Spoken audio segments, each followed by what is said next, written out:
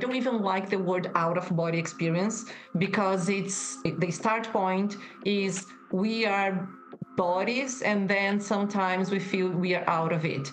I think it's the other way around. I think we are pieces of consciousness that are inhabiting a physical body. During out of body experiences and near death experiences, people say that whatever they experience is more real than reality itself.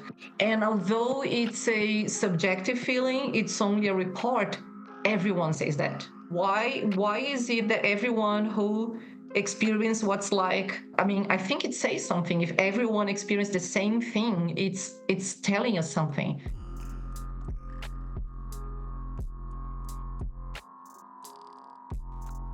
The container is now open. Today, we talk with Marina Weiler from the Division of Perceptual Studies at the University of Virginia. Marina studies out-of-body experiences, also known as OBEs.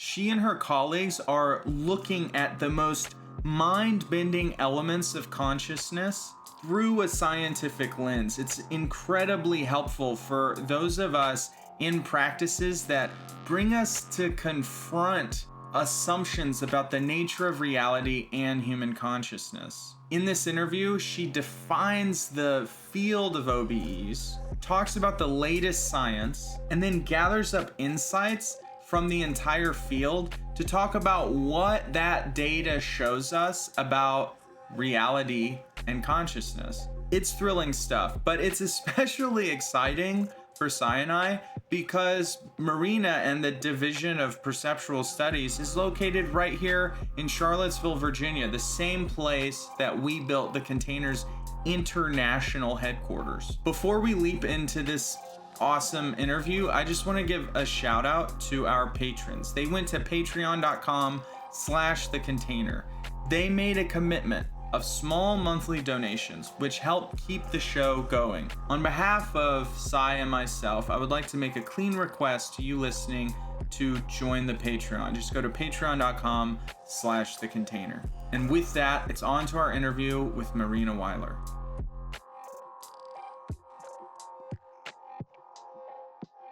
What are OBEs? Yeah, that's a great question to start, and I actually appreciate your starting there. Well, OBEs are short for out-of-body experiences, and the way that I like to understand these experiences is a moment in your life, a specific moment or a period or a window that you feel that you exist without being in your physical body. Okay.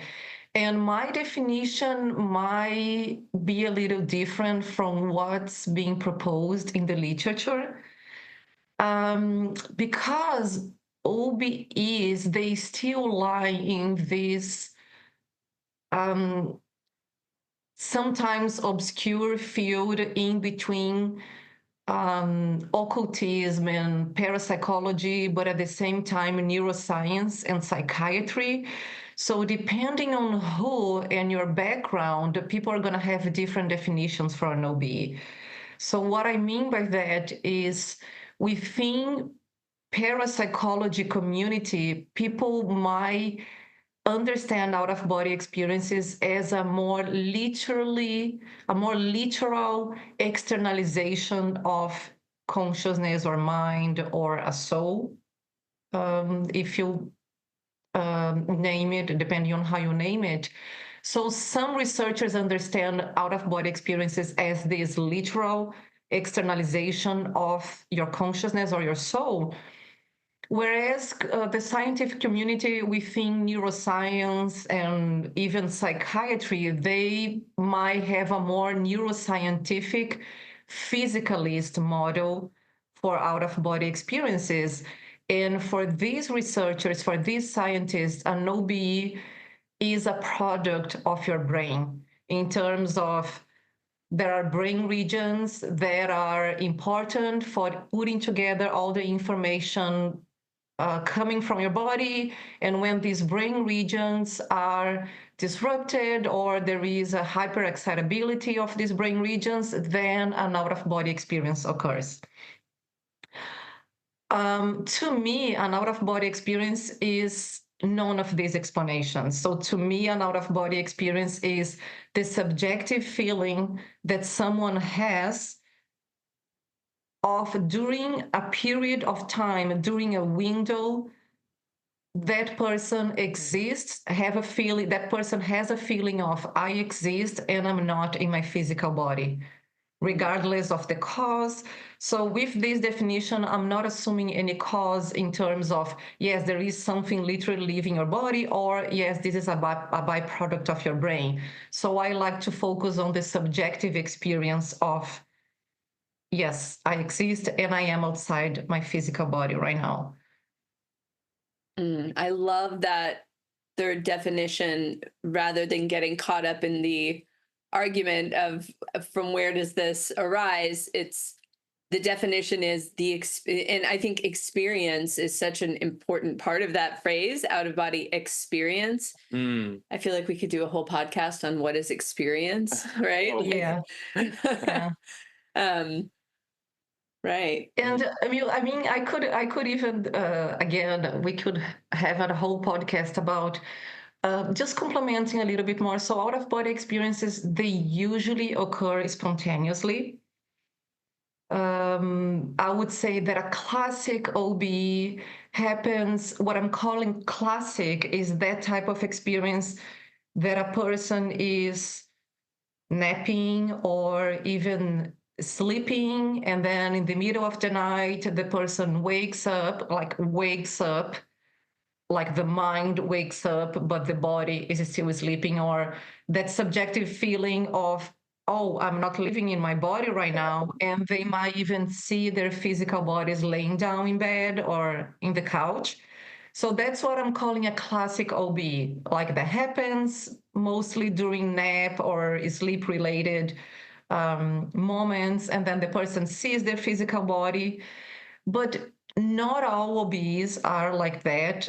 Even the spontaneous one, they can be like that, like I just described, and you see your physical body and you see the environment around you, and you can even see what's happening in the room next door.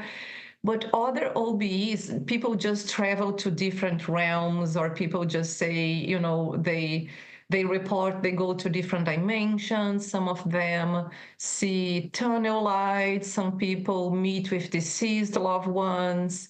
Some people meet what they call their spirit guides. So it's a out of body experiences are a phenomenon that is phenomenologically very rich. So an experience from one person is completely different from someone else's experience. And out-of-body experiences, they can also be induced by psychedelic compounds. So 5-MeO-DMT is probably the psychedelic compound that is mostly related to out-of-body experiences. But also can be induced by hypnosis techniques or just meditation and visualization techniques. So some out-of-body experiences can happen during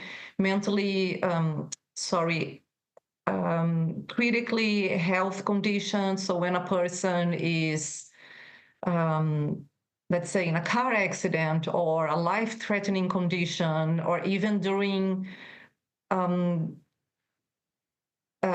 death, I would say. So, for example, when a person is in a hospital and is going through a surgery and is under anesthesia, some people report having out-of-body experiences and seeing what's happening in the surgical room and what the medical team is doing to them. Or during CPR, when a person is under resuscitation, some people can also have out-of-body experiences and see what the medical team is doing to them. So there are many different circumstances and situations that an out-of-body experience can happen. So my question is with the ones that are practiced, like because I did have the question, can someone practice and become good at like leaving their body and having these different experiences? Like, have you met people that have that skill or report that ability? And if so, I'm wondering if there's like science or data to show like, or to like how you can connect that those are the same kind, like category of experience, like that someone who is having the spontaneous, I guess the spontaneous ones are probably really challenging to capture like data around, I don't know, like actual data with. It versus ones where people say, oh, well, yeah, I can get myself into this state and then I'm able to leave my body and then I go and do these things and come back. I'm just curious about the differences in terms of what kind of how you can do science on those two very different experiences, like the spontaneous versus the practiced. Yeah, it's a really good question. Thanks for asking that. Yes, people can learn how to have an out-of-body experience. And there are many techniques that can induce them. So I don't know if you guys are familiar with the Monroe Institute, close to like 30 miles away from us here. And they use a technique called binaural beats or like the hemisync, which is auditory stimulation that lead to altered states of consciousness. And many people report having out-of-body experiences. Although it's not a learned technique that people can start doing on their own, there are other institutes in the world that teach people how to have these experiences. So I'm aware of two of them. One is in Brazil, in the south of Brazil, and another one is in Portugal that also started from the same institute in Brazil. And what this institute does is they rely on meditation and visualization techniques to induce the experience. So they study, like they use a lot of energy, the energy word in their vocabulary, and moving their energies across the body, and then externalizing the energy, and then absorbing energy until you reach a point called the vibrational state, which then you can transform into an out-of-body experience. So these people, they go under this training for many months or many weeks to learn all of these techniques until a point that they can actually reach an out-of-body experience. I've been working with this institute in Brazil for the past 3 years, and I've been interacting with them and interviewing people to try to recruit people that have a lot of control of their experiences, specifically because one of the aims of my project is try to understand what's happening in the brain during these experiences.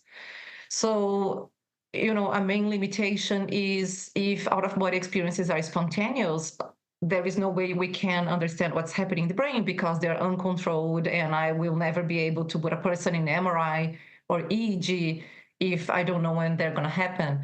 So a way to overcome that challenge, the limitation, is to reach out to people that can induce these experiences at will.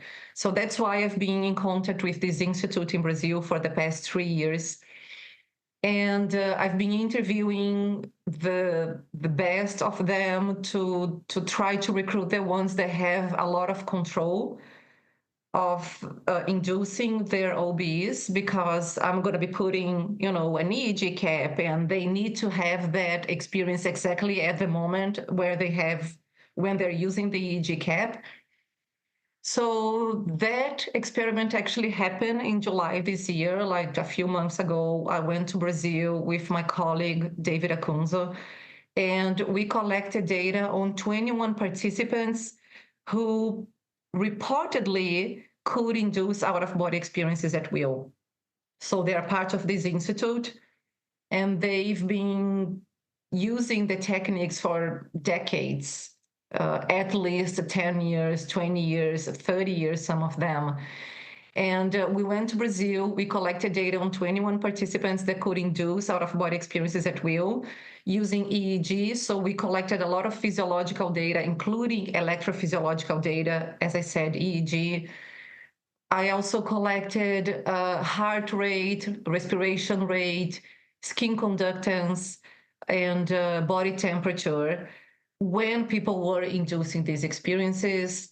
We also wanted to test their ability to perceive the environment when they were out of their bodies and see if they could bring in information from another room. So we put a target in a separate room while these people were having out-of-body experiences, and we asked them to see the target and if they could bring any information to us.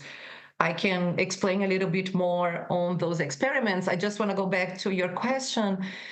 So when I started working with these people that can induce out-of-body experiences, I was a little worried on if these experiences would be similar or not to the spontaneous one, which is exactly your question. How are they similar, or if they're too different?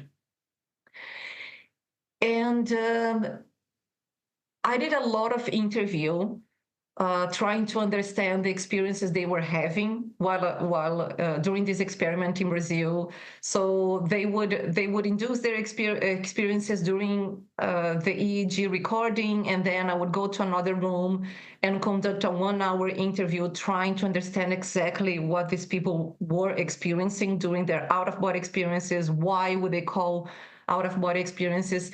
And really trying to tap into the disembodiment feeling, that the subjective disembodiment feeling. That's exactly what I told you about, which I use for my definition. And I got a very good sense of their induced experience. And last week, I was also interviewing people, specifically this person that had out-of-body experiences spontaneously, but she can also induce them. And their experiences are very similar. So how it starts in terms of how the experience starts, what they feel during the experience, in terms of emotion, in terms of awareness, in terms of how they see or how they don't feel their physical bodies anymore, and how they come back. So to me, it was very satisfying to see that even the induced experiences are very similar to the spontaneous one. Yeah. Yeah, that's satisfying to hear. It's like very satisfying to hear. It reminds me of like spiritual attainments, say people who haven't meditated for decades and aren't ascetics out in the mountains, who like fast all the time and do all this crazy spiritual stuff. Once in a while, just normal people will pop into like enlightenment states, like non-dual awareness, and it's like, if the human mind can do it, sometimes you're going to get like, wow, I just like for an hour, I was like in this life-changing, like psychedelic state where I could feel the unity of everything. I'm connecting that to like getting an OBE that happens spontaneously. It's interesting. It's like this ability you can build, but then you can spontaneously get one. That feels really mysterious or something. Like we have the capability in us. The pieces are all there. The machinery is there, ready to go. And then once in a while, you get a freebie. I'm really curious if you're able to tell us what, or are the results, have you, the data you collected in July, have you compiled those results? Specifically, I'm like very curious how many people were able to tell you about the target in the other room. Like that's the most exciting one to me. I mean, I think the other stuff is interesting to maybe like on some level, but that's the most interesting part. Yeah, we are starting to analyze the data right now. We've just got a student that is helping us to digitize all the data.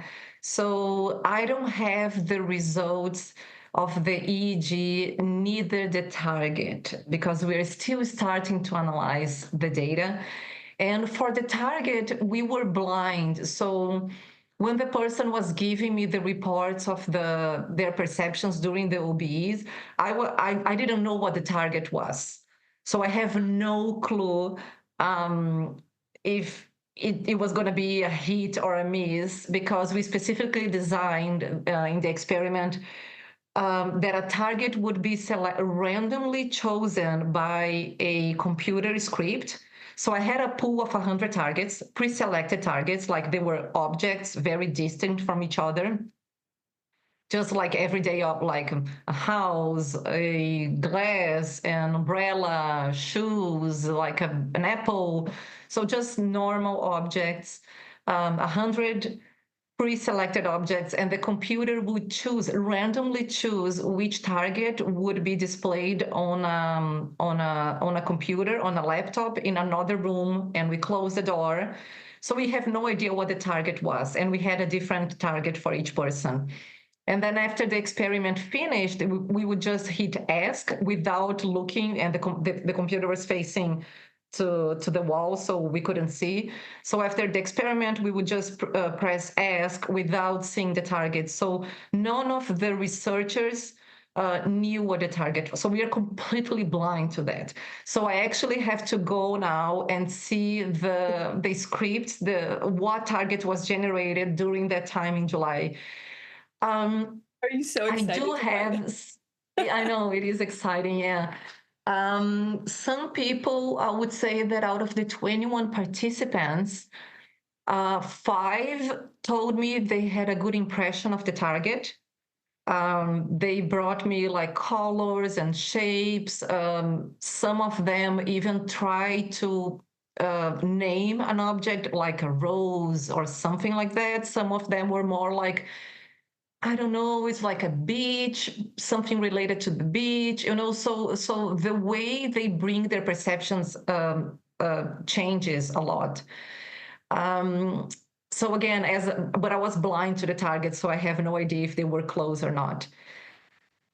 But I do have some interesting, just anecdotal reports that happened during the experiments that to me they were like, okay, this is interesting, there might be something here. I'm not saying there are evidence for anything, but they are just little pieces of the story that to me were fascinating. So for example, one of the participants, she was in the room inducing her OBE with the EEG and everything. And then after we have them ready and prepared and we start recording the EEG, my colleague David and we would go to the second room where we would just sit on our chairs and have our laptops, and we would monitoring the EEG signal and just taking notes of everything and timing. And then on a third room we had the target. So we were doing this in 3 different rooms. So one of the participants told me, oh yeah, I went to the target room, I could see something. But as I was going to the target room, and then you would have to pass to through the room that we were collecting the data to go to the target room. I mean, if you were physically walking. And then she said, yeah, I went to the target room and I stopped before going to the target room, and I saw that you or Davin were sitting on these specific 2 chairs. And then the way that she described where we were sitting was striking, because we had a bunch of chairs in the room. Okay, I think we had like 4 chairs in the room. And both of us were always sitting in the same 2 chairs.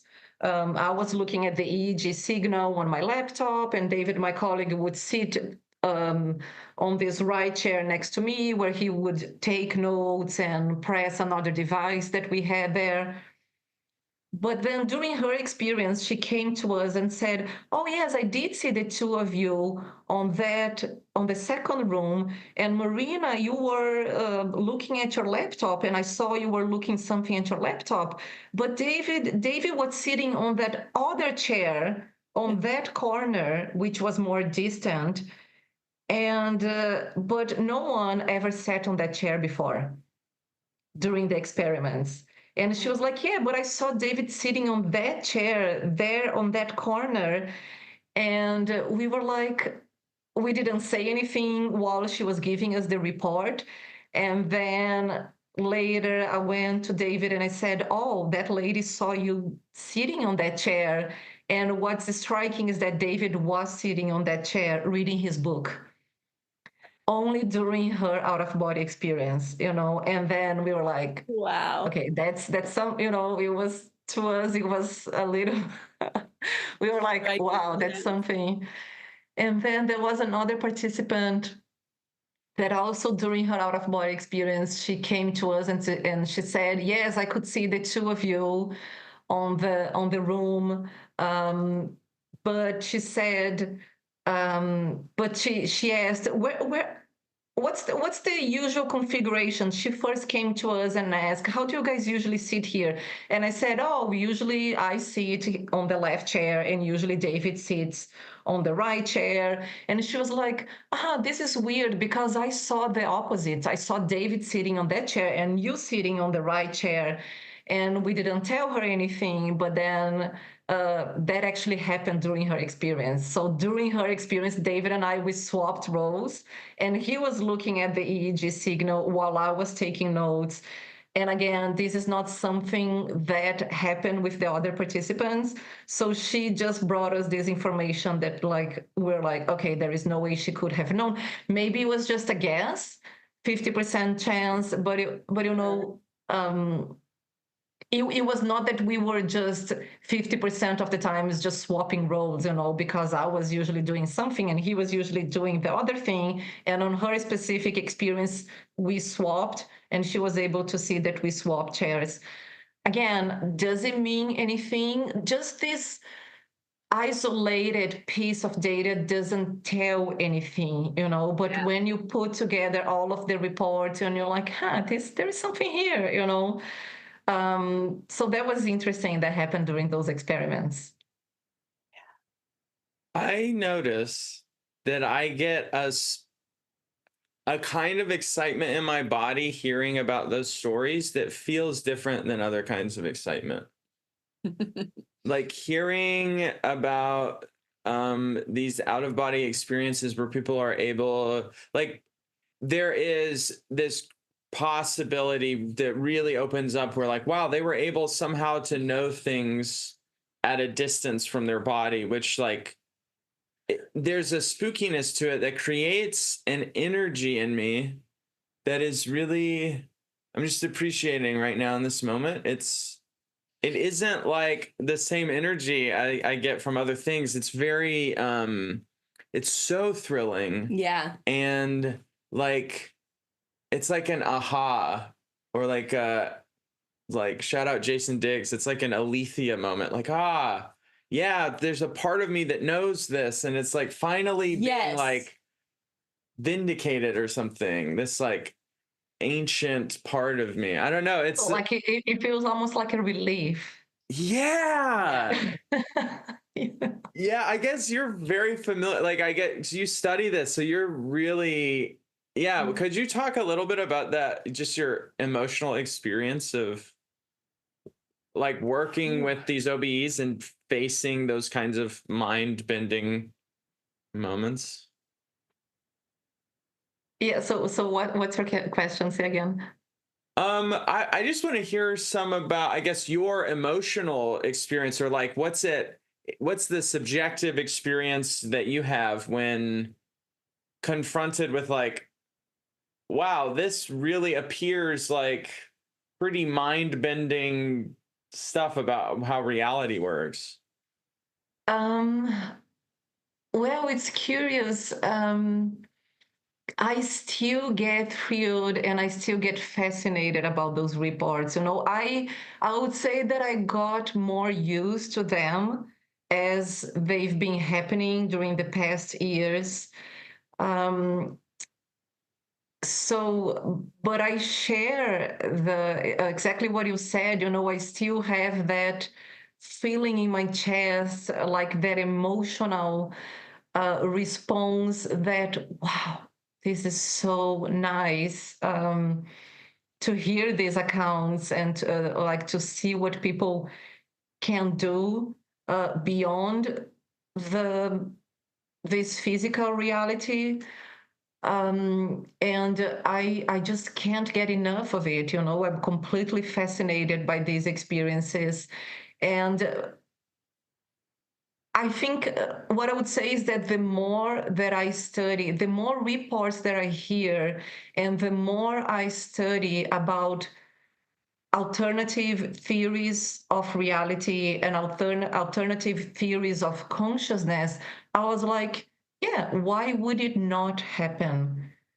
So I'm kind of these experiences. I would say that it's hard for me to reply to respond to your question, because part of me, it's kind of normalizing these experiences, Sure. which were like, yeah, why would they not happen if we assume a new paradigm, if we leave behind physicalism, if we leave behind the idea that the mind is produced by the brain, and we shift the paradigm to something that accommodates this experience, which I've already done internally. I'm like, yeah, why would it not happen?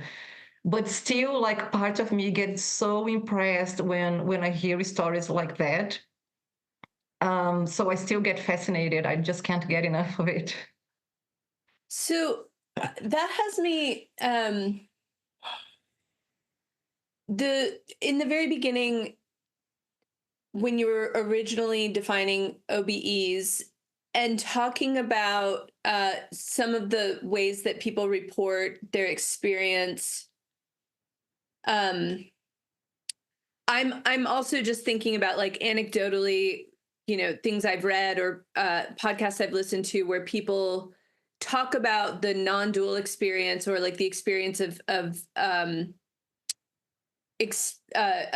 attaining enlightenment, or of seeing the world, or everything from a higher version, maybe like a higher version of themselves, or a higher state. And then remembering back to the beginning of this, where you were talking about people anecdotally saying or reporting that they had guardian angels, or like spirit guides. like spirit guides and that sort of thing. And then thinking of an experience that I personally had of being able to see from what I named my higher self, like which felt like I was out of my body, but it was like not me. It felt like it was not me, though. It was me, but it was out of me. So similar to what you're describing, but yeah, I guess I'm trying to figure out where my question is in here. I have a story. It's like you want permission to say I had an out of body experience. Maybe that's it, but it's more that I'm curious about the people who report out of body experiences that are more in this camp of like guardian angels, spirit guides, that sort of, and like other entities, like reporting. Or maybe I'm confusing what you even said earlier. I'm curious what, yeah. So meeting with spirit guides is not something very commonly reported in out-of-body experiences. I had this participant coming to our lab last week. She came from California, and she's like one of the most gifted person I've ever met. She's been having out of body experiences since her childhood, and she eventually learned how to control them, but she can also induce them in just a few minutes. So we brought her to Dobbs last week. We spent 4 full days observing her and trying to understand her experiences, and also collecting EEG while she was inducing them. And her experiences were very spiritual, or we use a term called mystical, because of the phenomenological features in terms of ineffability. Like, it was really hard for her to put into words what she was experiencing, in terms of this feeling of just knowing, I just know this noetic quality of her experience. So we call these experiences mystical. So she had a very mystical experience, spiritual in the sense that during all of her out-of-body experiences, she met her deceased mother, and she connected with her mother. She communicated, she received messages, they hugged. She also met her 5 spirit guides. She connected with them. She learned who they are. She also met with other deceased people, like friends, or that deceased a few years ago, and they passed messages to her so she could pass to the living. And every time she came back from her OBEs, she was highly emotional. She was just in tears, and she would describe her experiences in tears. And it was just so beautiful to see that, how she was just, because she was not only opening to the fact that she was having out-of-body experiences and she was allowed to have them, but for the first time, she was opening to this spiritual world that she experienced during her OBEs. And but not everyone reports meeting deceased people. Not everyone reports meeting with spirit guides or angels or entities, but some people do.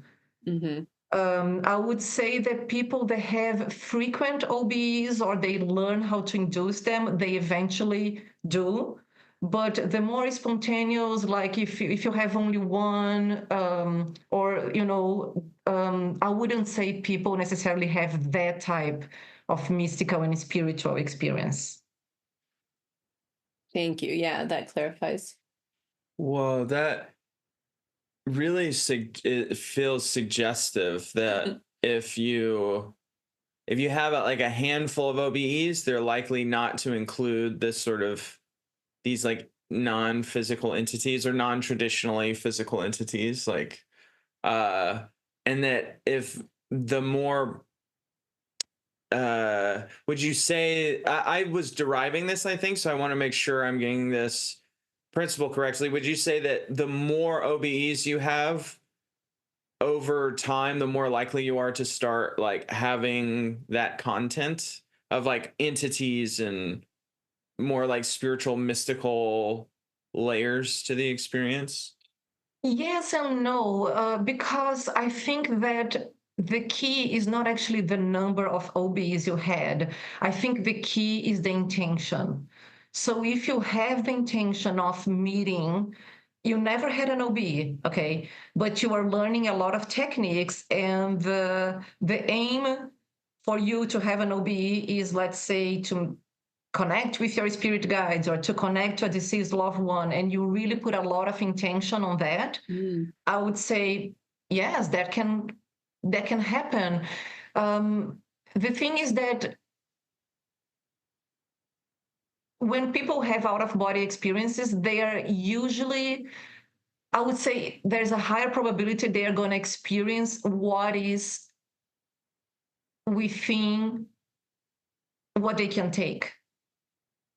Some people will have a more spiritual experience, and have the feeling of meeting God, and have the feeling of being in this place. It does happen. So maybe the relationship between the number of OBs is because you start getting used to that type of experience, and you learn what you can experience during an OBE. So you start kind of putting more intention and getting prepared to experiencing more things. Yeah. Does it make sense what I'm saying? Mm-hmm. To me, it makes a lot of sense in terms of at least like my lived experience of practicing. I mean, you know, maybe not practicing meditation with the intent of having an out of body experience, but the way that that over time, the practice of circling, for one thing, and then also the practice of meditation with specifically with like a focus, really, like there's an opening, like a widening of what is possible during those experiences. And naturally through increasing the number of minutes that I effort to be in the present, that there's more that I'm able to see, like that there's more that I think I'm capable of seeing. Like there's like you can train your awareness to encapsulate more of reality when you're efforting toward the present moment more often. Yeah. I agree. I think that's what happens, and I think it has a lot to do again with intention, or like what the person. Obviously, like it's really hard with the when people just have spontaneous out of body experiences, and like they just when it happens during the middle of the night. But some people put a lot of intention towards finding answers, towards universe, just show me what's out there, or finding answers to existential questions, and then boom, an out of body experience happens, and they are able to see more than more than the physical world. So I think intention plays is the key role here. Wow. It reminds me when I first started magical training,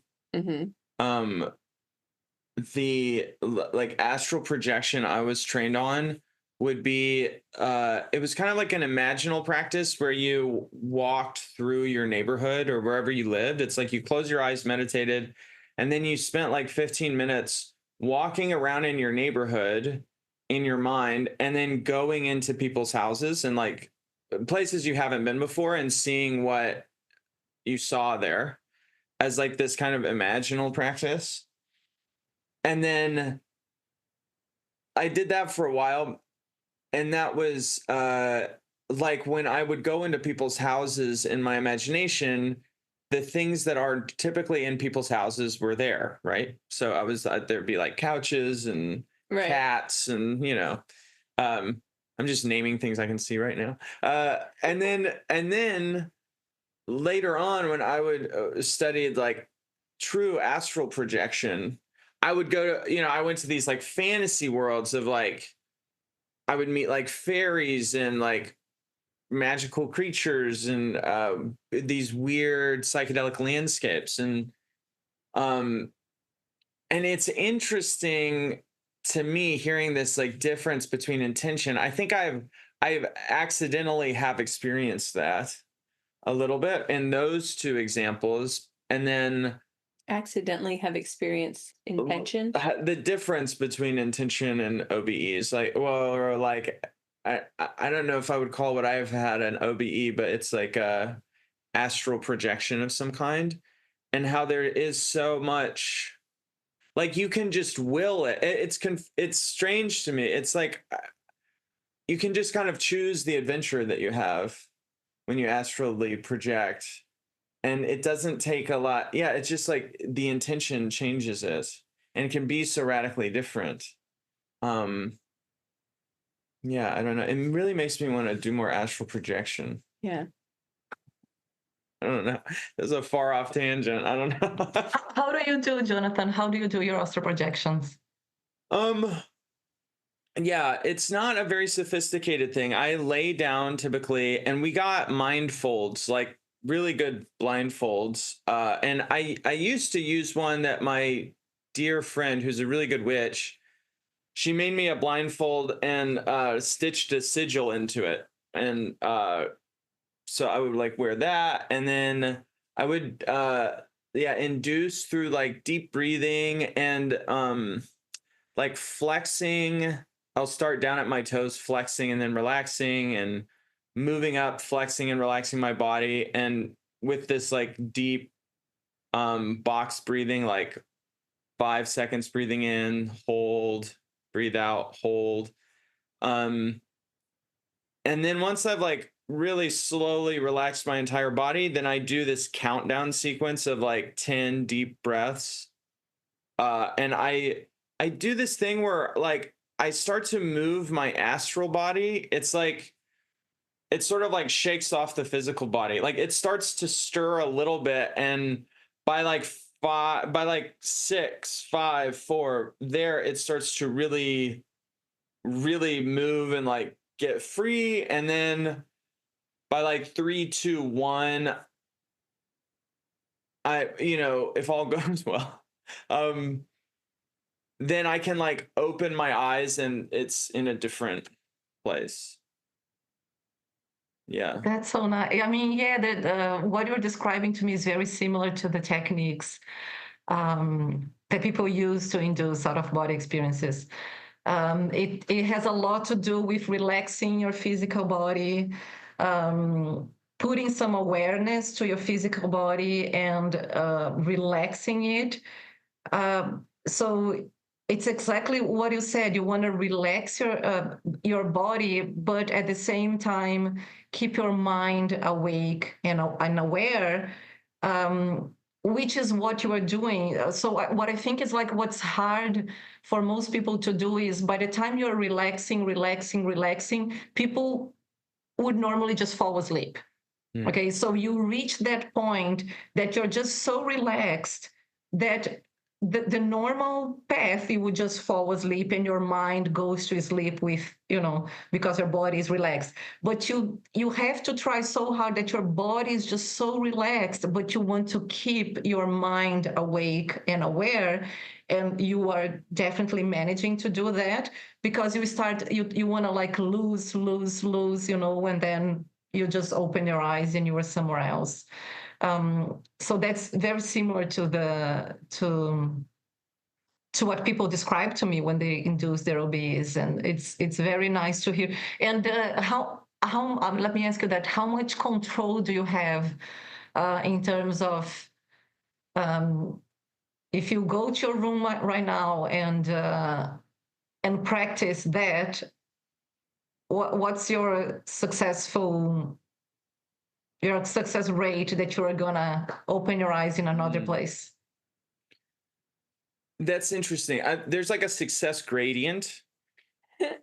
So I don't think I've ever done it and not had some kind of experience. But there's like muddy and sort of really effortful. And then there's the like, I'm in there for a very long time, having very intricate, highly detailed adventures and interactions with beings, and like having conversations, and like discovering things that make details I saw earlier make sense. Very intricate like that. That's like, that happens maybe one every 10 times or something. So there's sort of like a gradient, if that makes sense. Yeah. Sai and I used to go together, and yeah, one of us would trade off leading. So like if Sai was leading, Sai would kind of tell me what she saw, and that would sort of seed my experience. And then I could kind of move around in that space, and then I could take the ball and sort of describe it. And then we actually circled in there. We actually did like relational arts in journey space. But can you guys talk when you were out? Yeah. Yes. Oh. Like physically. Yeah, we were actually talking out loud. Yeah, their physical bodies. And that like talking or moving your body doesn't disrupt the experience? Yeah, it's that's interesting. It is hard to, it's actually weirdly hard to remember, but the talking was very little. And no, to me, it didn't disrupt the experience. Yeah, I have like some of the things we did are like burned in my memory. Some of the like places we went, I could like draw a picture. Yeah. Yeah. Which is really interesting because the amount that we spoke was so little that I'm very curious to know if we were to both draw a picture of, say, like the the underwater realm where we were. Oh, yeah. Like if we would draw how similar the drawings would be and then try to remember back to like, did we even say those things? Right. Because there were like a few words exchanged and then this whole world was there, at least in my mind, like my memory of it. Mm-hmm. We should keep doing it. Yeah. Why did we stop doing this that? Is inspiring me. Very inspiring. You should, and if you guys practice more, I'm gonna bring you to Dobbs and do some experiments. Yeah, and record and just like have a recording going too, because that'd be cool. Yeah. As podcasters, we try to record. Oh, it's got to be content for sure. We have to, but Patreon only. So you have to sign up.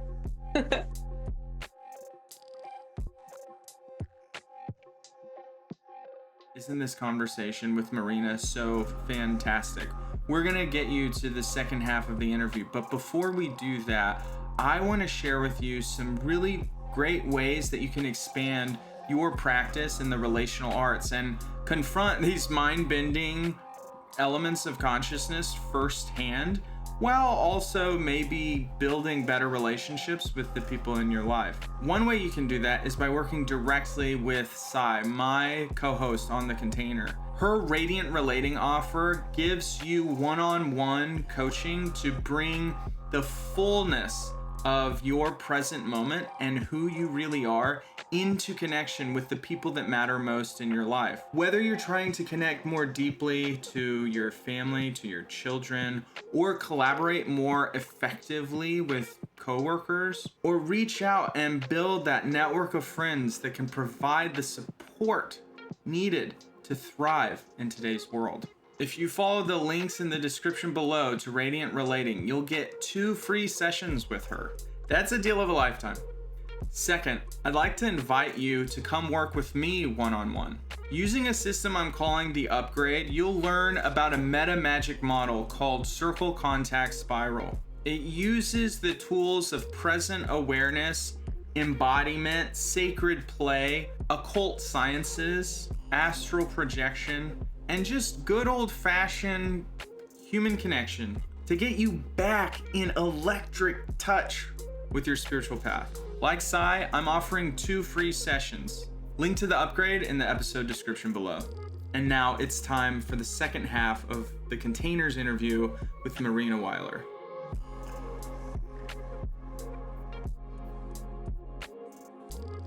You were talking about how you'll encounter these things about OBEs that it's like, well, if I don't just assume a physical, like purely material view, then this stuff makes sense. And I guess I imagine in your field of study encountering probably higher than normal amounts of like, OBE details that are a little bit mind-blowing. It makes me wonder, like, where are you in the way you see the universe? Where, like, I know this is far out, and I appreciate that I'm kind of inviting you to be less scientific and maybe more just like, speculative. But like from what you've experienced and from the people you've seen and the places that they've gone, like, what is reality? Is it mind first and then matter? Is it like, how does this stuff work? Yeah. The way I see things is Yeah, mind first and then matter. Let's start like that. I believe that consciousness is the fabric of the universe.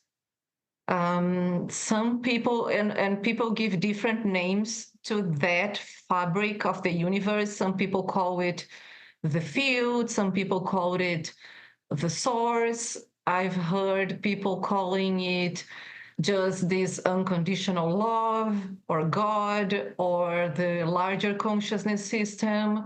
So people have different names to what is this fabric of universe that I also believe to be is just this. I really like the term larger consciousness system. And I think that larger consciousness system is fundamental, is primary, and that generates matter. So what I believe is that every living being is in this physical reality, embodied in this physical reality for a reason, and the reason is to experience. And not only to experience, but to learn something from that experience, and to grow, spiritually grow. So I believe we are pieces of consciousness or alters or individual pieces of consciousness, how like different people call different names, that who are embodied in this physical road for a reason.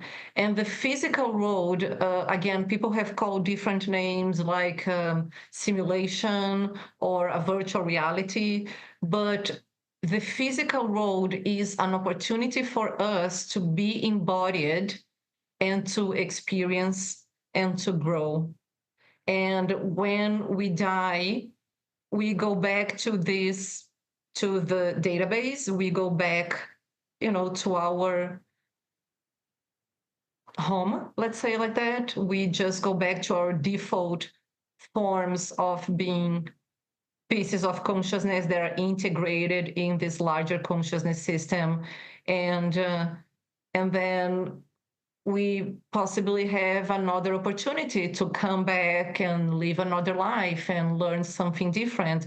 So this is again using a lot of different concepts like reincarnation and life after death, which is everything that we study adopts.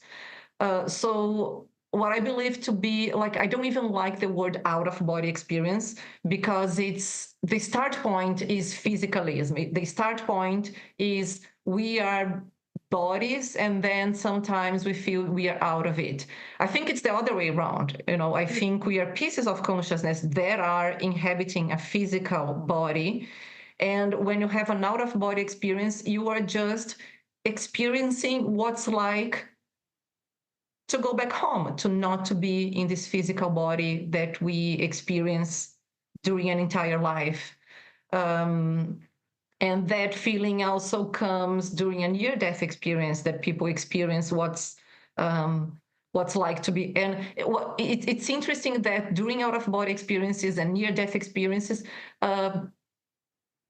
people say that whatever they experience is more real than reality itself. So it's a very common thing to people say that is real, and what we are living here right now in this physical world is not real.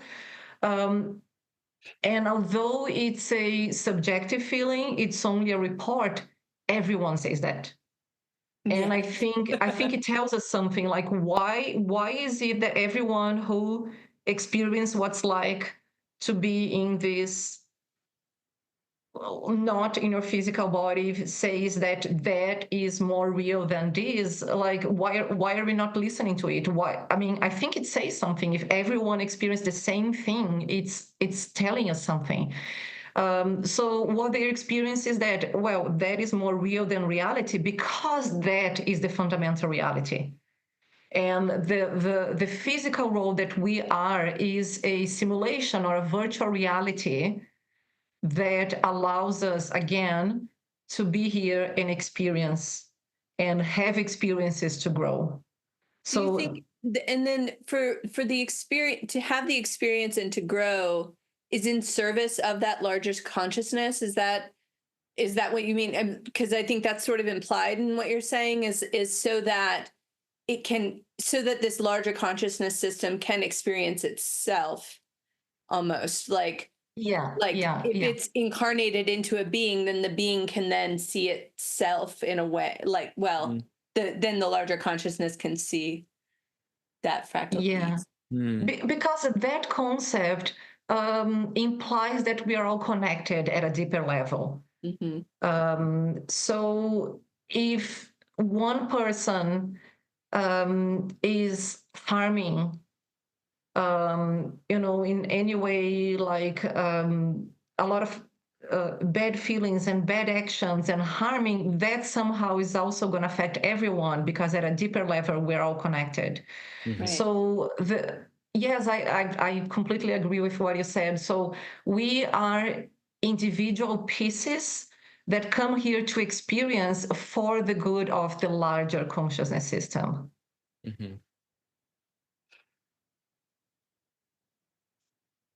I'm imagining a spiritual practice where you go around all day. For like a day, you go around being like, I'm having an inner body experience. Whoa, that's the crazy thing, is we're having an inner body experience, which is, well, a trip. Yeah. Like you just said, this inner body, and one thing that I'm trying to figure out, and I need to talk to some practitioners, like yoga instructors. They have this technique of somatic experiences and being grounded in your body. So that's a very common technique. Okay, let's feel our bodies. Let's come back to our bodies. Let's feel grounded. And part of me doesn't really understand, why is it that we want to feel in our bodies so much? I do understand that it is because it's going to calm our minds and it's going to bring us to the present moment. But this idea of feeling so much in your body, so because I'm studying out of body experiences, and I see how much realization people have when they are in this expanded state, I'm like trying to figure out, why is it that people are teaching others to come to their bodies, instead of just teaching people to feel expanded, and to expand this consciousness instead of doing this inward movement. Because we are always in our bodies. We don't experience the road without being in our bodies. And those practices, they bring you even more and more inwards. And I was like, why are we not doing the other way? Like, why are we not expanding out of our bodies to just experience different things? Again, I do understand that body scan techniques and embodiment does have a therapeutical effect, because it brings you to the moment, and that's very important, to quiet your mind and bring you to the present moment. That's very important to put it to put one in this altered state of higher awareness. So it is important to just quiet your mind, but maybe embodying a person would, that's what I'm asking, that's like the questions that I'm starting to have, like, why is it so much focus on the embodiment? It's what's coming up for me hearing you say that is in circling, where it's a presencing practice. And we used to do this a lot more. It's still in the mix, I imagine, but we used to do this thing called strong style circling, where it's like the most intense form of in the present moment, where anything that isn't like on the bleeding edge of your experience is sort of, you just let all of that go and you're just tapping into, okay, this is right now. And of course it's like a losing battle, because as soon as you are putting it into words, it's already kind of moving behind you. So it's this really active yang energy like surge into the present. And when we were doing it a lot, something that would happen for me and other people, you experience this too, Sai. We would be like making intense eye contact and really staying on the present moment, and we would have this experience of like jumping into each other's heads and like, oh, I can like see myself through their eyes. And it's like a little bit sidestepped to what you were talking about, but it was like there is something, I don't know if it was embodied, but it was like super present. And that made me feel less localized to my physical body. And I wonder if there is like a way that the real trick isn't necessarily so much being in the body, it's being present. And that like being in the body can calm down our thoughts that make us less present.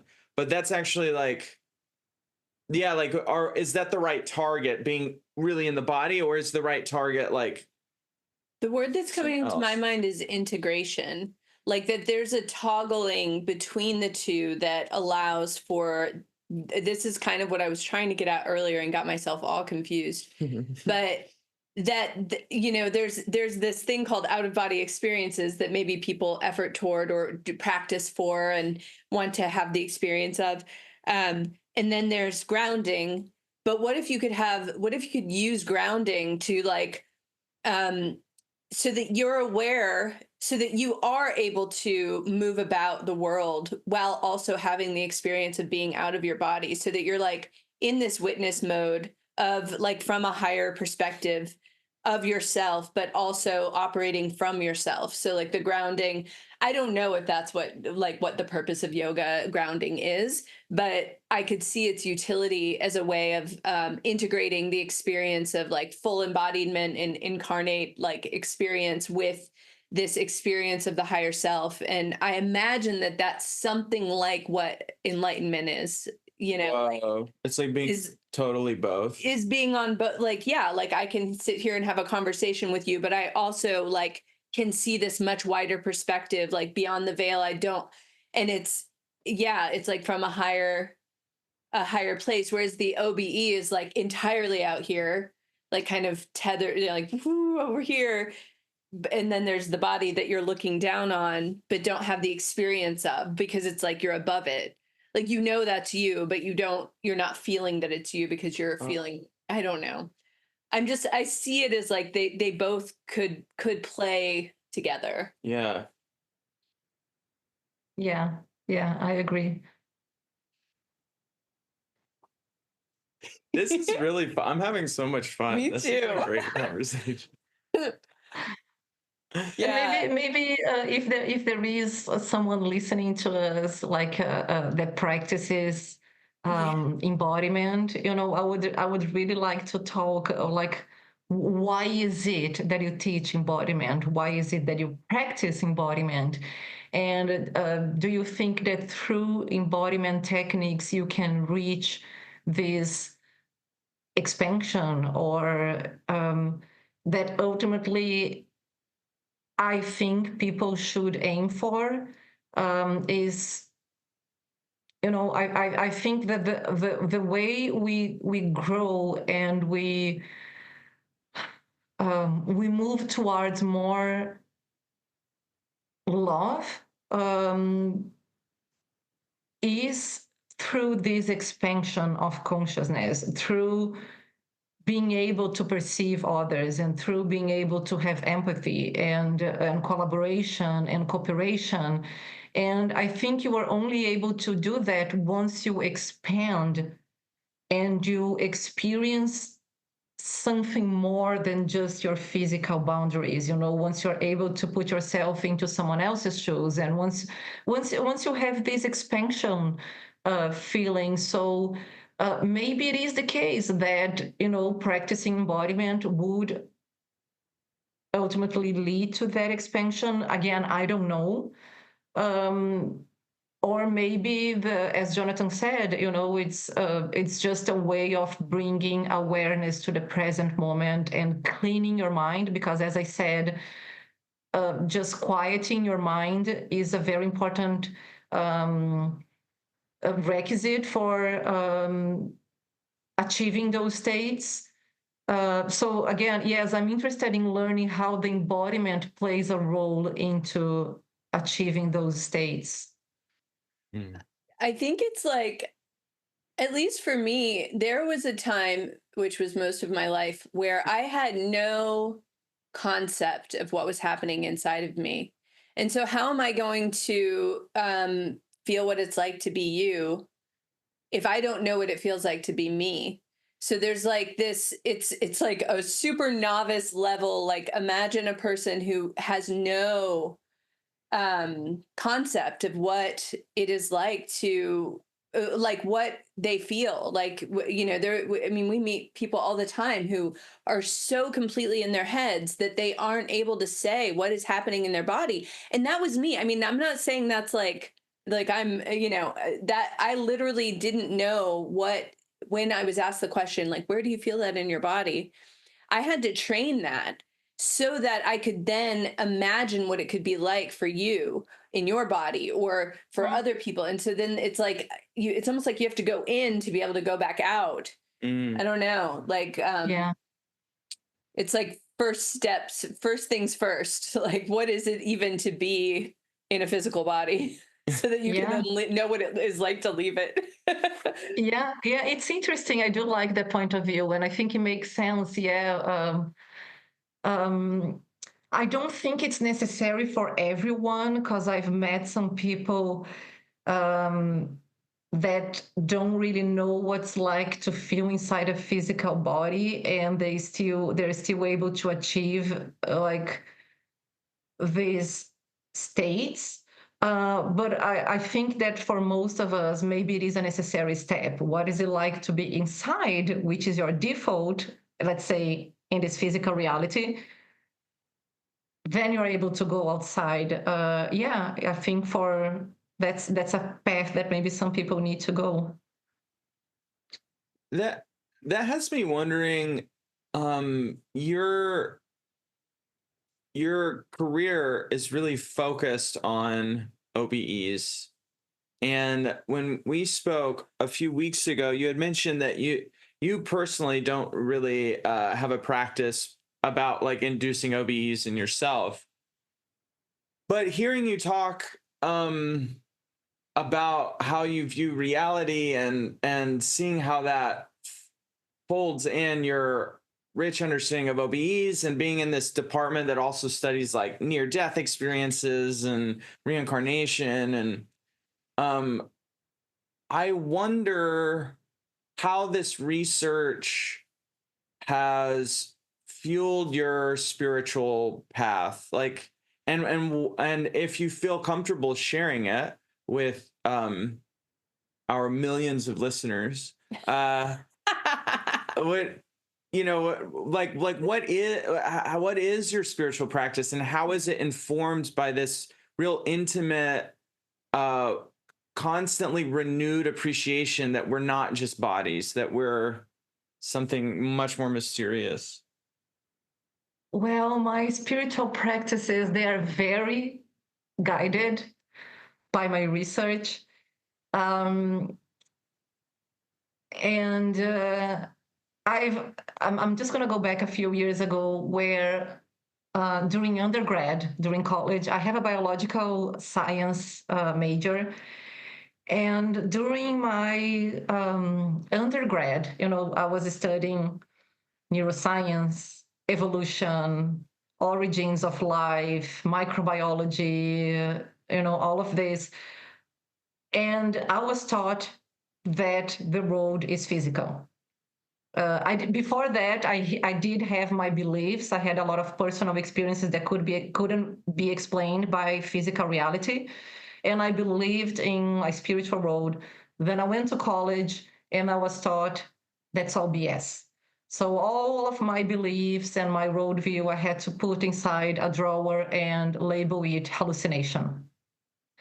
So then when I started my PhD in neuroscience, I slowly started opening up again to having more than the physical reality, thanks to a very good friend that, just held my hand and told Marina, I think you should start reading the evidence. And I was like, yeah, okay, let's do it.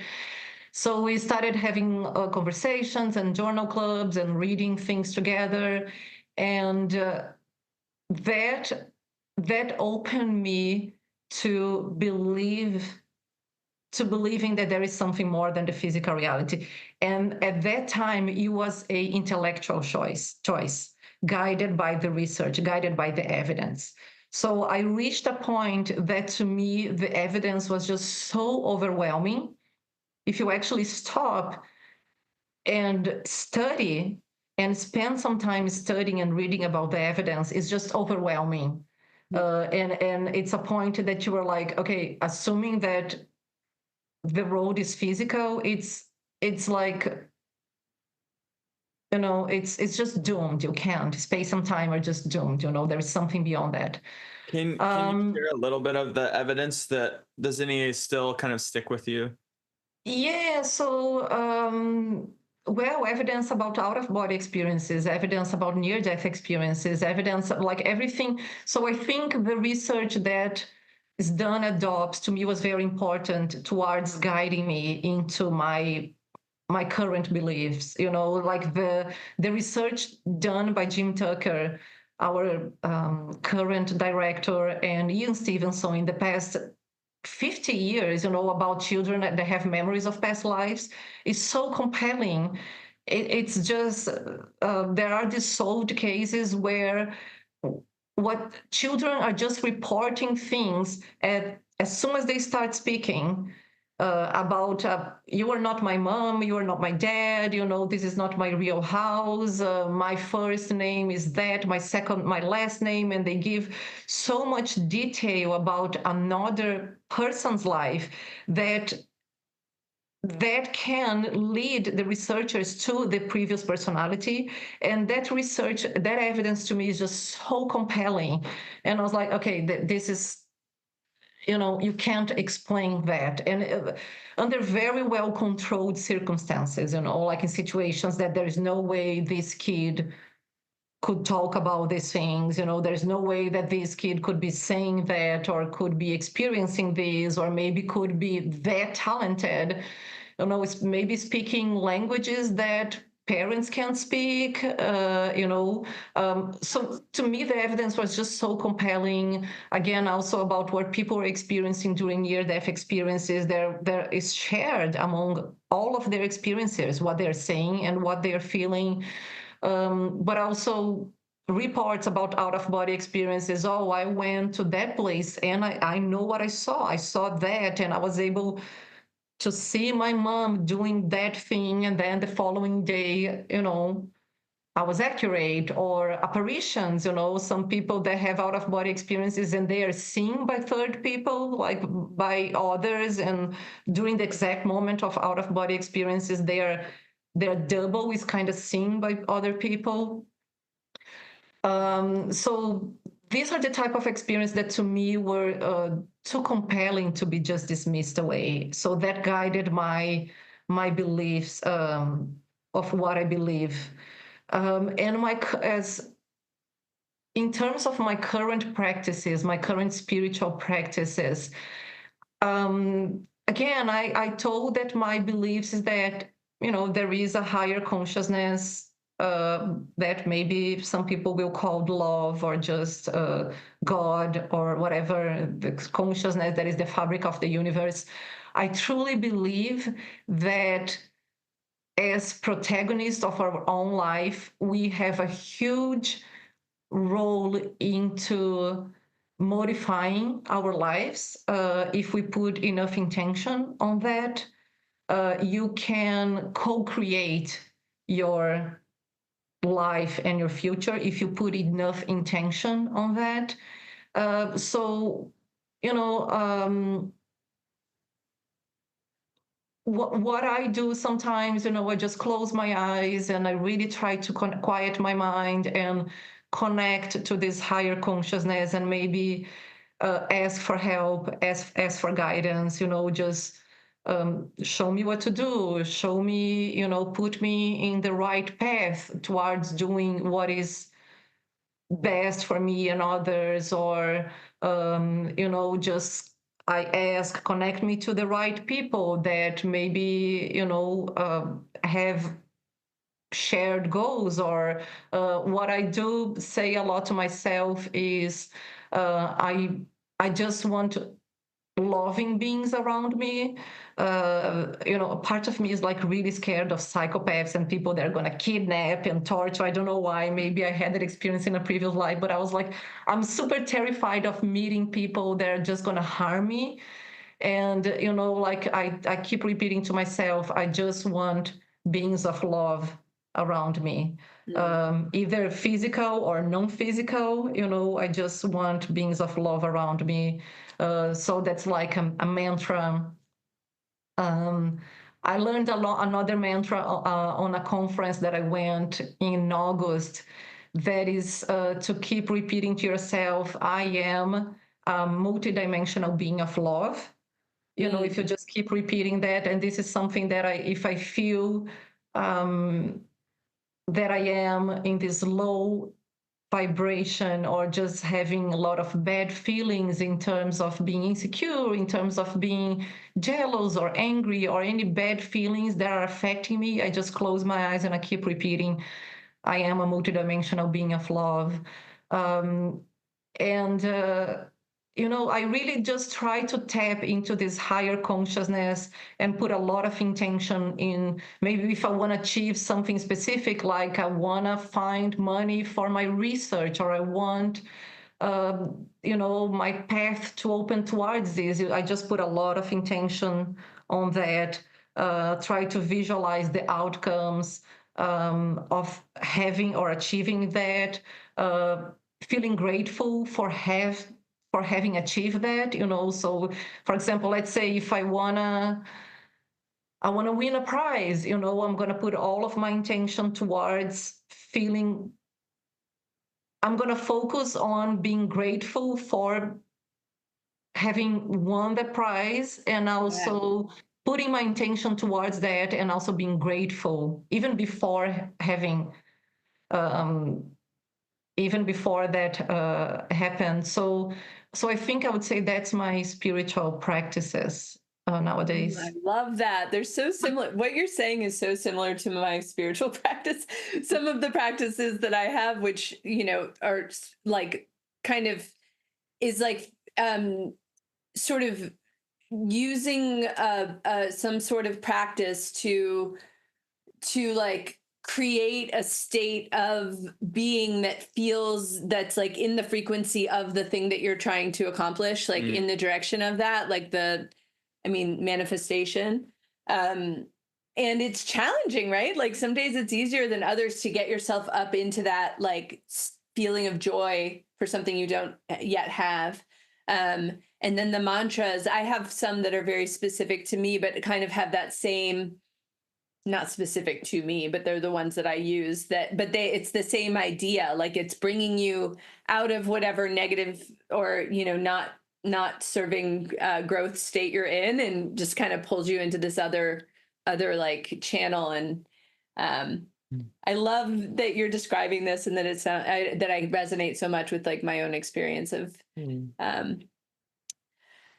spiritual. Yeah, but at the same time, I do think it's very important to understand where the negative feelings are coming from. Why is it that you're feeling jealous? Why is it that you're feeling angry? Yes. And I think we can find all of the answers inside ourselves. Why is it that I'm feeling jealous? Like there is always a fear behind a negative emotion, a negative feeling. You're always your ego is always on the way. There is always a fear. And once you face and you are able to, and you ask yourself, why is it that I'm feeling jealous? Why is it that I'm feeling angry? Why is it that I cannot tolerate that behavior? Why is it that I'm so impatient? And you understand the fear related to your ego behind that negative feeling, that kind of almost dissolves, like once you understand what's keeping you on that low frequency, it almost dissolves. And then so it's not it's so what I'm saying is that I'm not always just repeating mantras and not looking at the negative Right. feelings, because I think they are there for a reason. They are there to teach you something. As much as it hurts, feeling and looking at them, I think they need to be looked at, because that's how you grow. But at the Yes. same time, just putting, in the back of your mind, I am a multidimensional being of love. And so that's what I try to do.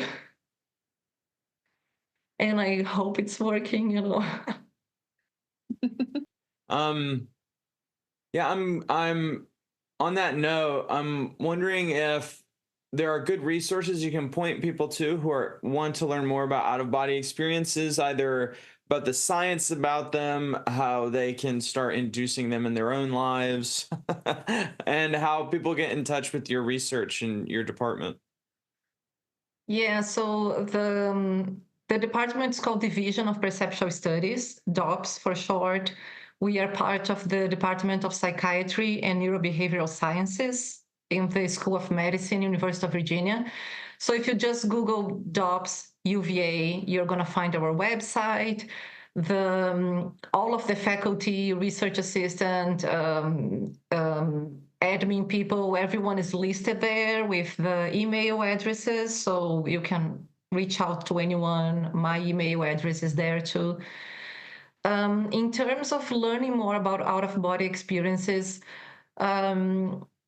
there is a person that I really like, and he guided me a lot towards how I see out-of-body experiences now, which is Thomas Campbell.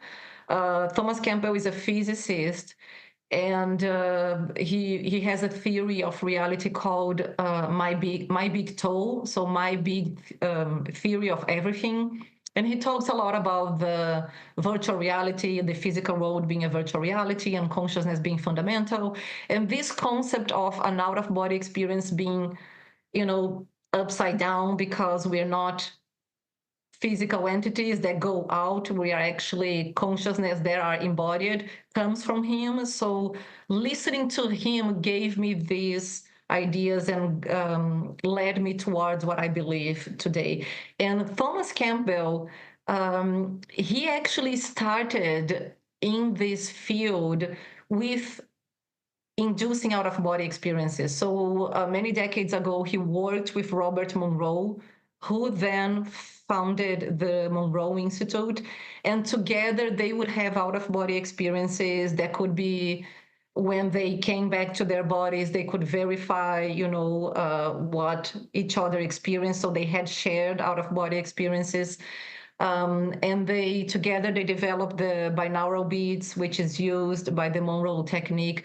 So he had thousands of experiences. So if you want to understand more about the theoretical background, I would recommend listening to Tom Campbell, My Big Toe, and Robert Monroe. He has a few books about his experiences during out-of-body experiences.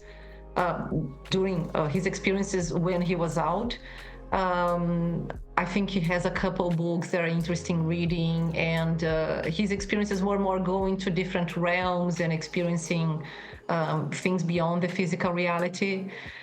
Yeah, I would say those two resources. If someone is specifically interested in out-of-body experiences. Thank you so much for coming on The Container. It's been such a delight. I'm going to be thinking about this for... Yes, I'm going to be looking up Tom Campbell in a minute. Yeah.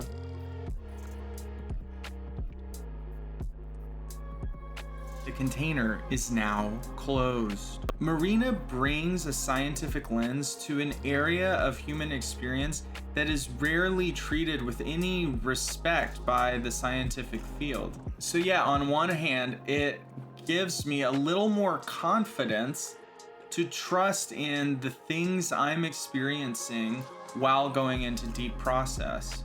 But there's something else going on too, I think. When I hear Marina talk about the science, it's like I feel this softening really deep down in this place that is hardened over and maybe never should have been hardened over. It really is an aletheia moment, a holy remembering. And it's that feeling that I continue to sit with weeks after our initial interview. I'm so glad we got to share it with you. And on that note, we have a really beautiful way of closing. Keep it namaste.